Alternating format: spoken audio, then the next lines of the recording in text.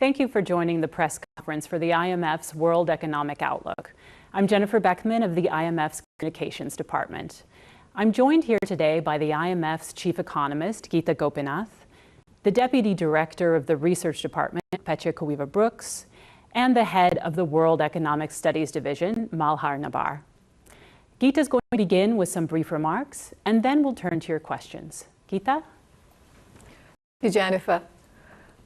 And thank you all for joining this release of the World Economic Outlook. The global recovery continues, but the momentum has weakened, hobbled by the pandemic. Now, fueled by the highly transmissible Delta variant, the recorded global COVID-19 death toll has risen close to 5 million, and health risks abound, holding back a full return to normalcy. Pandemic outbreaks in critical links of global supply chains have resulted in longer than expected supply disruptions, feeding inflation in many countries. Overall, risks to economic prospects have increased, and policy trade-offs have become more complex. Now, compared to our July forecast, the global growth projection for this year has been revised down marginally to 5.9% and is unchanged for 2022 at 4.9%. However, this modest headline revision masks large downgrades for some countries. The outlook for low-income developing countries has taken a turn for the worse due to worsening pandemic dynamics. The downgrade also reflects more difficult near-term prospects for the advanced economy group, in part due to supply disruptions. Now, partially offsetting these changes, projections for some commodity exporters have been upgraded on the back of rising commodity prices. Pandemic-related disruptions to contact-intensive sectors have caused the labor market recovery to significantly lag the output recovery in most countries. The dangerous divergence in economic prospects across countries remains a major concern. Aggregate output for the advanced economy group is expected to regain its pre-pandemic trend path next year and exceeded by 0.9% in 2024. By contrast, aggregate output for the emerging market and developing economy group, excluding China, is expected to remain 5.5% below the pre-pandemic forecast in 2024, resulting in a larger setback to improvements in their living standards. Now, these divergences are a consequence of the great vaccine divide and large disparities in policy support. While over 60% of the population in advanced economies are fully vaccinated, and some are now receiving booster shots, about 96% of the population in low-income countries remain unvaccinated. Furthermore, many emerging market and developing economies, faced with tighter financing conditions and a greater risk of de-anchoring inflation expectations, are withdrawing policy support more quickly despite larger shortfalls in output. Supply disruptions pose another policy challenge. On the one hand, pandemic outbreaks and climate disruptions have resulted in shortages of key inputs and lowered manufacturing activity in several countries. On the other hand, these supply shortages, alongside the release of pent-up demand and the rebound in commodity prices, have caused consumer price inflation to increase rapidly in many countries. Food prices have increased the most in low-income countries where food insecurity is most acute, adding to the burdens of poorer households and raising the risk of social unrest. Another challenge to monetary policy is the increased risk-taking in financial markets and rising fragilities in the non-bank financial institution sector. A principal common factor behind these complex challenges is the continued grip of the pandemic on global society. The foremost priority is therefore to vaccinate at least 40% of the population in every country by the end of this year and 70% by the middle of next year. Now, this will require high-income countries to fulfill existing vaccine donation pledges, coordinate with manufacturers to prioritize deliveries to COVAX in the near term, and remove trade restrictions on the flow of vaccines and their inputs. At the same time, closing the $20 billion residual grant funding gap for testing, therapeutics, and genomic surveillance will save lives now and keep vaccines fit for purpose.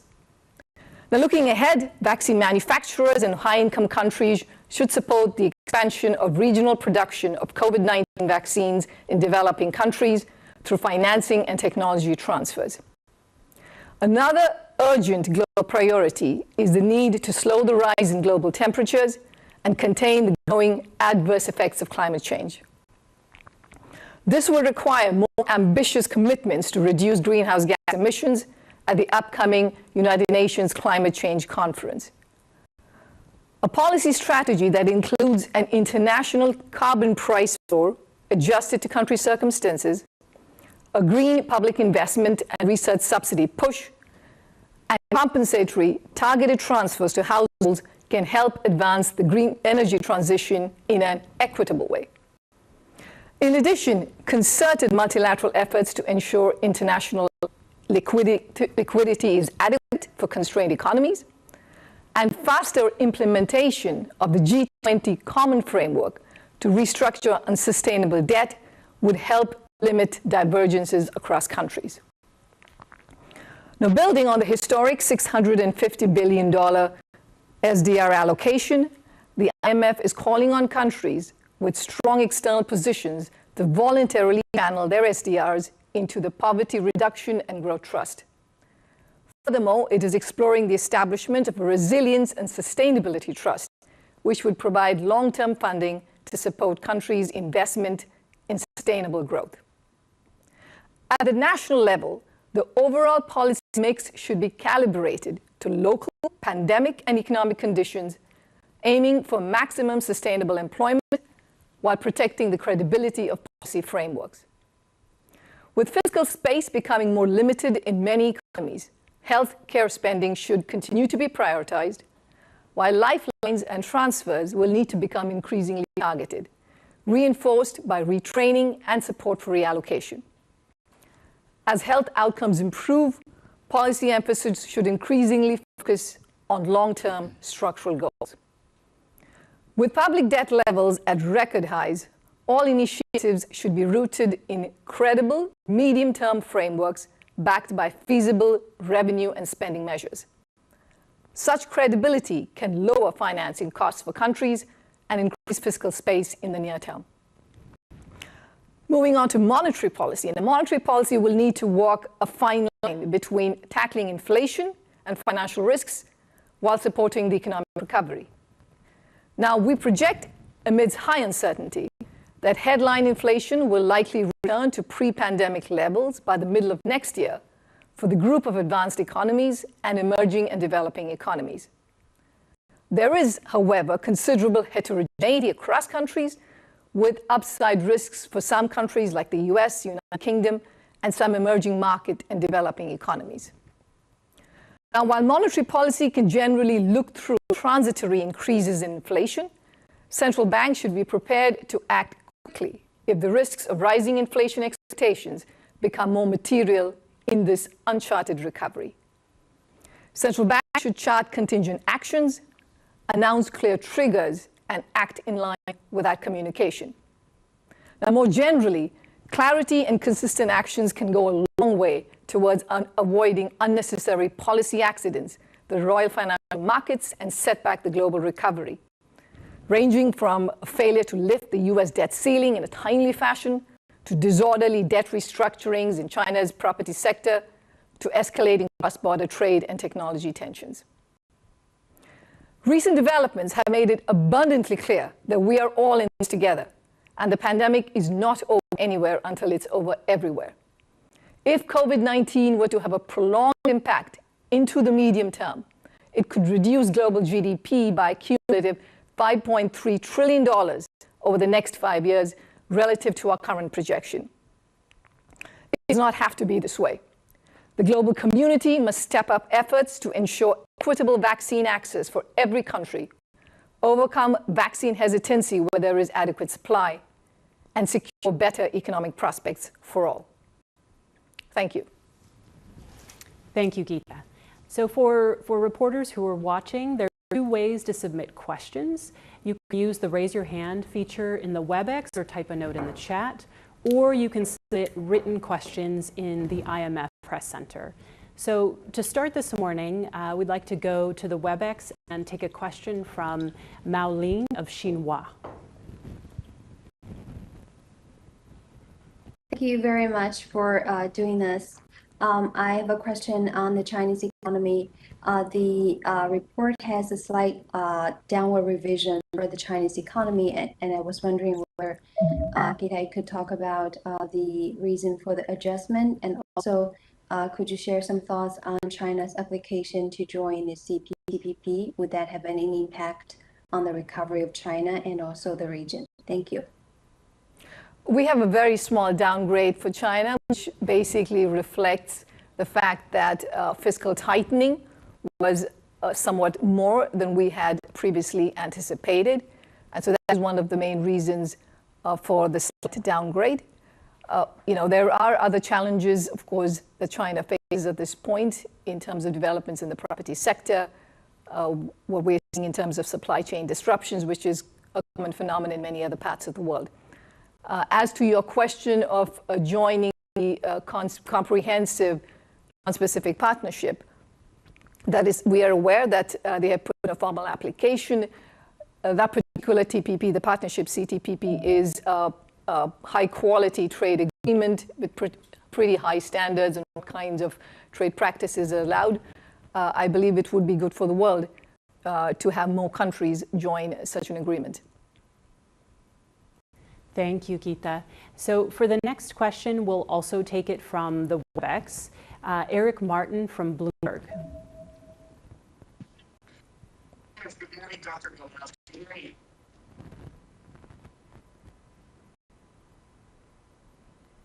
Yes.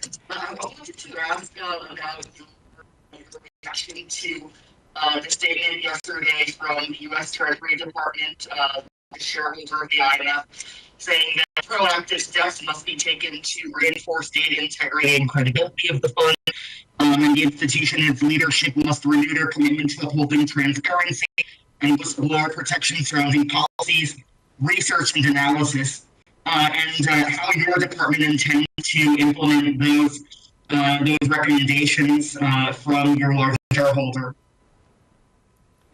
So the audio wasn't great. Did you? Yes, I think I believe I heard you approximately. It was related to the statement that was put out, the board statement that was put out yesterday in terms of our IMF data integrity and what additional needs to be done. Again, just to, I think everybody knows this, but just to remind everybody that the data issue that was under consideration was about the World Bank's doing business report. It had nothing to do with the IMF data. In our case, in the case of the IMF, we take data integrity incredibly seriously, which is why we have many processes in place to make sure that our data and forecasts are completely in line with, are reviewed carefully by multiple departments and multiple economists. And as always, with any institution, including the IMF, we are constantly working to ensure the highest standards for our data and for our research and our analytical work. And as a part of that, we have ongoing reviews all the time, and we will continue to do so. Thank you, Gita. For the next question, let's call on David Lauder from Reuters. Hi, thank you. Just quickly to follow up on Eric's question, in terms of concrete steps, this is what the Treasury had asked you to do, and what the board said it was going to meet and consider new steps. What specific steps do you think are required here, just to ensure this integrity? And then also related to the inflation question, you say that central banks need to be prepared to act quickly if inflation expectations look like they're coming unhinged and this looks like it's going to become more entrenched. What sort of signs are you going to be looking at to measure that, to determine whether or not inflation is really much more durable than what we think it is now? Thanks. So David, again, on your first question, I mean, the board also in its statement made clear that they had full confidence in the impartiality and the excellence of the analytical work of the IMF. So, that was also a very pointed statement made. In terms of what additional steps are needed, again, this is something that we will be hearing more about this in the coming days. But again, just to be clear, we have a very robust system already at the IMF in terms of making sure the credibility, the integrity of our data and forecasts. We also have the Independent Evaluation Office that reviews these reports that we put out on a regular basis. And again, we're always looking for ways to improve. So, I look forward to seeing what additional steps are mentioned. Now, to your question about inflation expectations, indeed, our view is that under the baseline, we should expect inflation to come back to much more normal levels by the middle of next year. But for the advanced economy group as a whole, though it does vary. There are some countries, for the US, it takes a little longer, maybe towards the end of the year. So it does vary across countries. There are risks. In terms of what we would, what we're paying very close attention to, one of course is what's happening with medium and long-term inflation expectations, how they are behaving with every data release that comes out. We're also paying attention to what's happening with wage inflation. Wage inflation is elevated in the US, as we all know. At the same time, it is concentrated in some sectors, so we shall see if it becomes a much more broad-based phenomenon. And I would also be interested in seeing what's happening with shelter inflation and the spillover from the big run-up in housing prices. So all of these would be flags to pay very close attention to. Thank you, Gita. So we're going to take one more question from the WebEx, and then we'll turn to some of the questions that have been submitted online. Rafael Martus has a question. Yes, thanks. I have follow-up on David's questions regarding inflation. Latin America current funds projection on price is one of the highest among the world. I was hoping that you could talk a little bit about what are the risks for that forecast, and in particular, if in the case of Argentina, you see any risk of spiraling inflation that might create additional problems for the region. Thanks. Thank you. It's important to highlight the fact that while we are talking about inflation rising, there is heterogeneity across regions. And Latin America is one region where we have seen inflation go up more widely across multiple countries. Again, Latin America, like other parts of the world, is being affected by some global shocks with increase in energy prices, commodity prices, with supply chain disruptions, and that's affecting their costs and therefore prices. There is variation across countries in terms of the extent of rebound in domestic demand and the inflationary pressures that is happening. So again, consistent with what I said previously, it's important for countries to tailor their monetary policy actions to country-specific circumstances. To the specific question of Argentina, we hold Argentina's inflation expectations as unanchored. It continues to be unanchored at this point, also because of the increased reliance on monetary financing in Argentina. So that is the current picture right now. We continue to work closely on technical levels with the Argentine government towards coming up with solutions for more sustainable growth. Thank you, Gita. So I'm turning now to Simon Atba, who has from Today News Africa.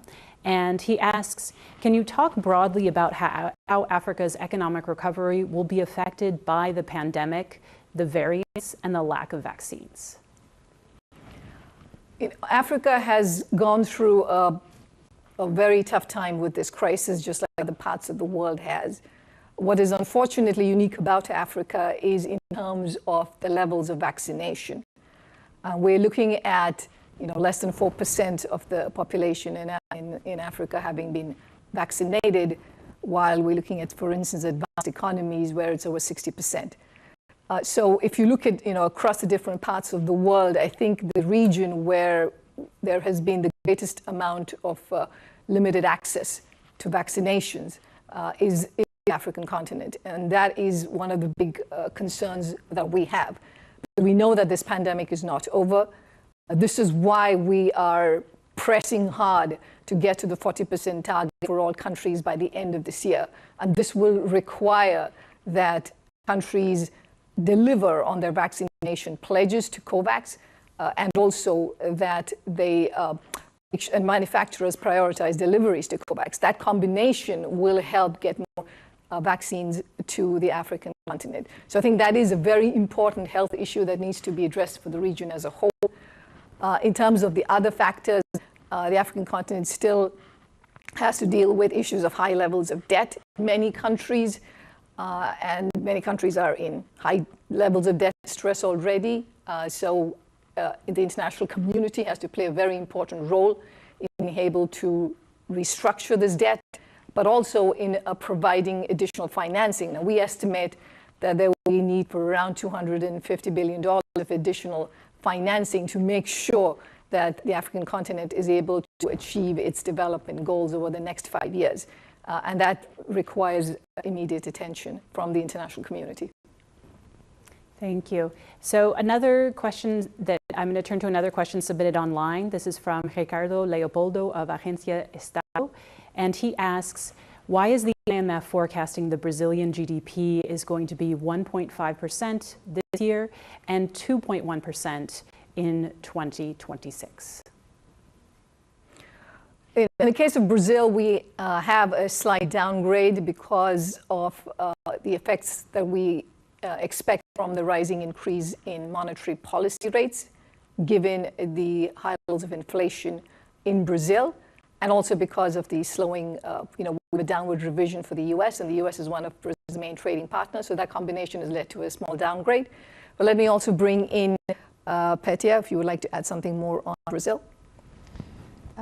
On Brazil, we did have an upgrade to our forecast in July, so I think it's also important to keep that in mind when looking at our overall numbers. So yeah, in the near term, it has been a very modest downgrade, but if you look at it from a longer point of view, the higher commodity prices and the return of manufacturing and services activity has been important for the recovery. Thank you. So I'm going to take two questions on Asia that have been submitted on the Press Center before we return to the WebEx. The first comes from Ritu Singh in India, CNBC TV 18, who asks, what are the key upside and downside risks to India's growth forecast at 9.5 and 8.5% for 2022 and 2023, financial years 2022 and 2023? Is the government's large fiscal deficit a major concern, or can it afford to spend more? So Ritu, as you've noticed, we don't have a change to our growth forecast for this year and next for India. India came out of a very, very tough second wave, and that led to a big downgrade in July, but we have no change as of now. There are many challenges that the Indian economy already does face in terms of with regard to the financial market, with regard to the fact that the virus is not gone yet. India is doing well in terms of vaccination rates, and that's certainly helpful. Let me also bring in Malhar, if you would like to add something on India. Sure, thanks, Gita. In terms of the second part of the question on the fiscal deficit, we think that there's still room to provide more support if needed, if the pandemic takes a turn for the worse, to provide it in a targeted manner to the worst affected households and firms. But going forward over the medium term, it will be important to put in place a credible medium-term strategy to bring down the debt to GDP ratio and create space to meet the future development needs and infrastructure needs of the Indian economy. Thank you, Malhar. So another question on Asia, and this comes from the Manila Times. According to the IMF's current WEO, the Philippines economy will grow by 3.2% this year and 6.3% in 2022. Could I have the IMF's reason for the new outlook? Philippines is another country in Asia that was hit hard by the second wave, but at the same time, they have had additional supplementary budgets that they've rolled out that help in terms of the recovery. And again, Malhar, would you like to add anything more in terms of Philippines? Sure. So, as you mentioned, Gita, Philippines is coming out of a very steep contraction last year. The recovery is underway. We expect the economy to grow at 3.2% this year, but we have downgraded the projection for this year because of developments in the second quarter where the pandemic took a turn for the worse and caseload went up. We also expect a shallower recovery in the second half of this year because of renewed concerns about caseloads and the spread of the pandemic. But going forward into 2022, we think with the continued vaccine rollout, continued policy support, this should support a continued recovery in the Philippines economy. And we project growth at above 6% in 2022, also supported by improvements in trading partner growth. Thank you. So returning to the WebEx, Weyer of Yitzai has a question. Weyer, could you come in?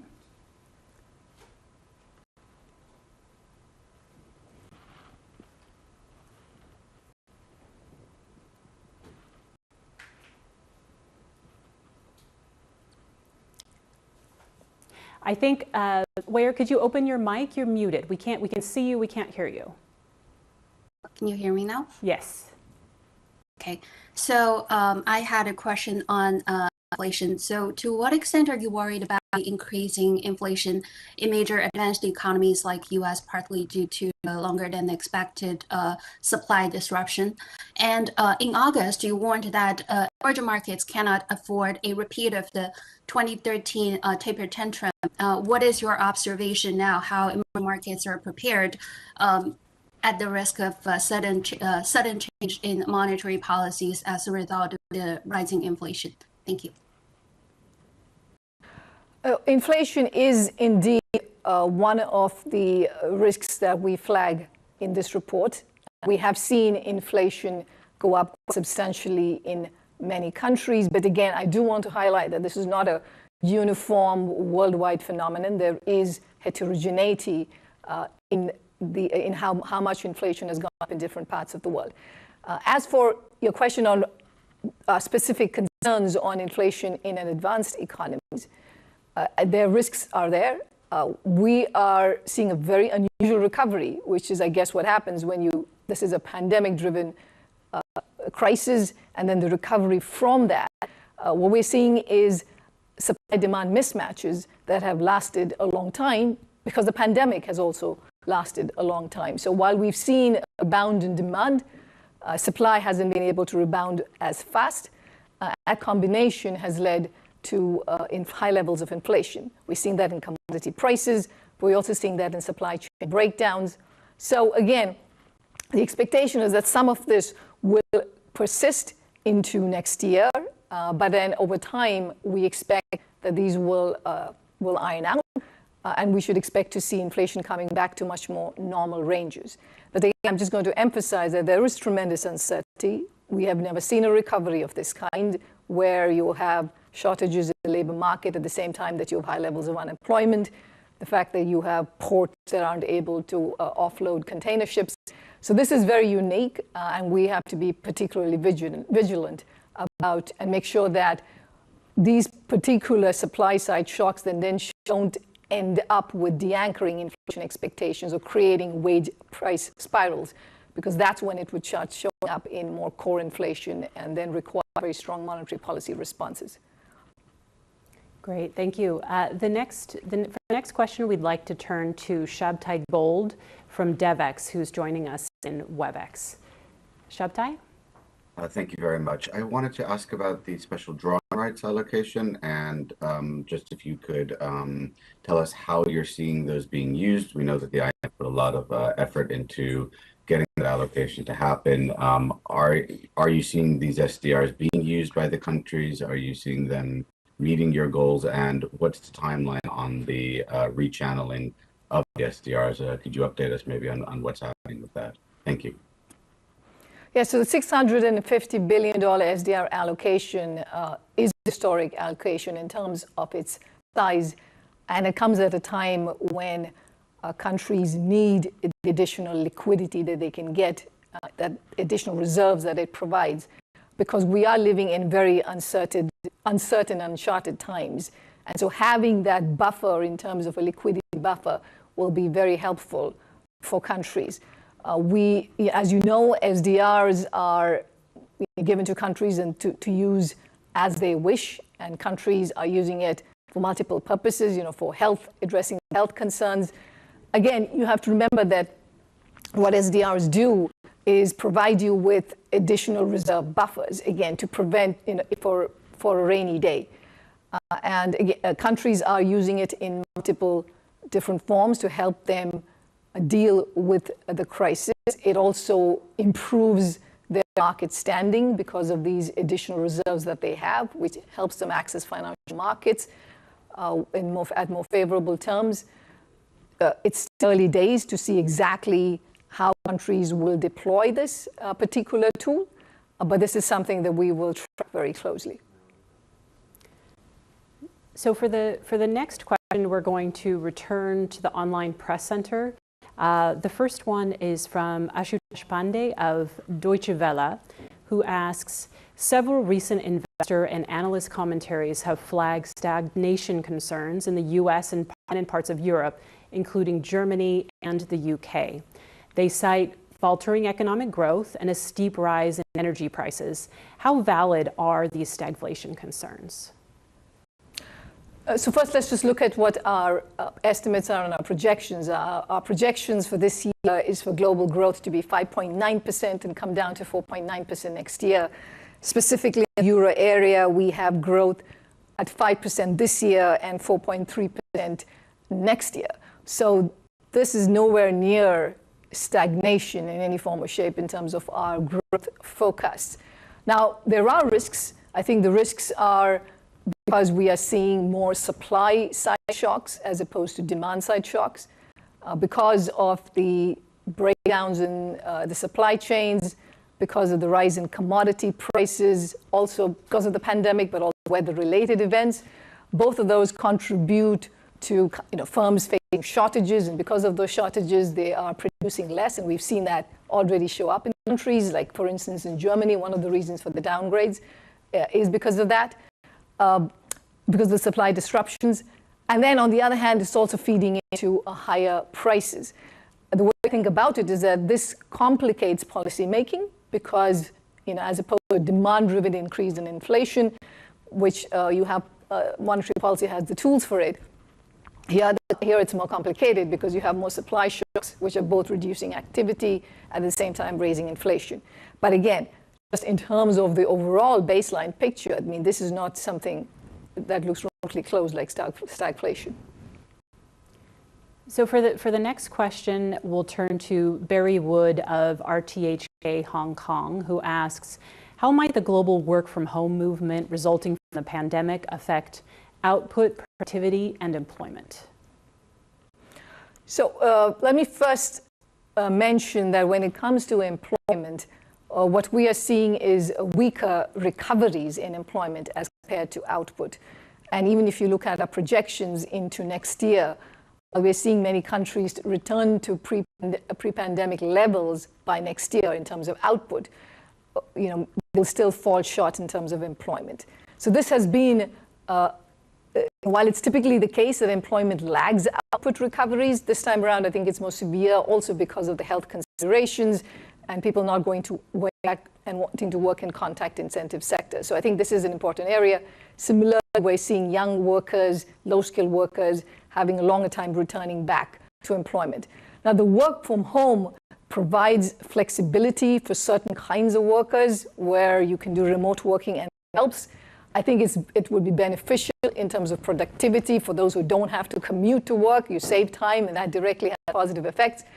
I think it affords women also the flexibility to be able to manage, to be able to return to the workforce. But that said, I mean, as of now, unfortunately, we aren't seeing that flexibility translate into women returning as quickly back to the labor force. And this is also because of childcare issues about schools, whether they're reopened or not. And so all of this needs to be addressed. But I do think that the flexibility helps firms, certain kinds of firms, raise productivity with their workers. There is, of course, the additional piece about interactions in the workplace and creative ideas that come around there. And so everybody will have to figure out what the optimal balance is to make sure that they can remain as or more productive. Thank you. So another question that's been submitted online from Yolanda Morales of El Economista. She asks, do you see some risks in the Mexican recovery in case that Congress approves the reforms to limit participation of private companies in the energy sector? So for Mexico, the economy is recovering now. It's no longer the two-speed recovery, it was entirely driven by exports and manufacturing previously, but now we're actually seeing recovery in the services sector too. And so that is a good sign that the recovery is much more broad-based. For your specific question about the energy sector, we have seen a rolling back of the energy sector reforms from a few years ago, and that certainly increases policy uncertainty which then can inhibit private sector investment. I mean, our view is that when it comes to energy provision, we should be able to do this as efficiently, as affordably, and as sustainably when it comes to the environment, and make that available. And that has to be continue to be the focus when you're doing any kinds of reforms in the power sector. Thank you. And we're very quickly running out of time, but we do have enough time to turn back to the WebEx, where Delphine Toitou of AFP has a question.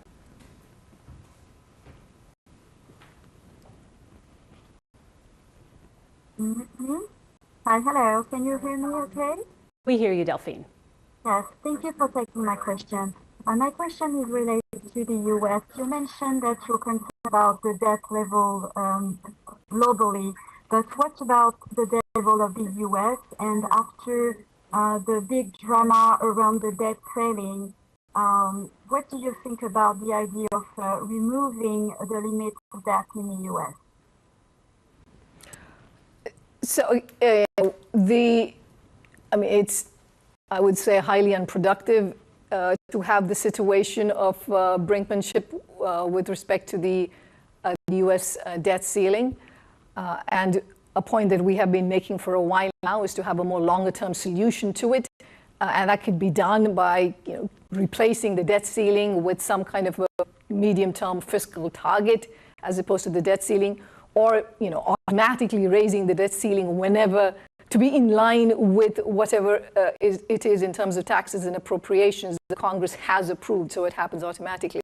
But again, these constant reoccurrences are certainly not helpful in terms of ensuring certainty about the future. So I think this is something that should be reformed. Thank you, Gita. So that's all that we have time for this morning for this press conference for the World Economic Outlook. Thank you for joining us, and thank you for your questions.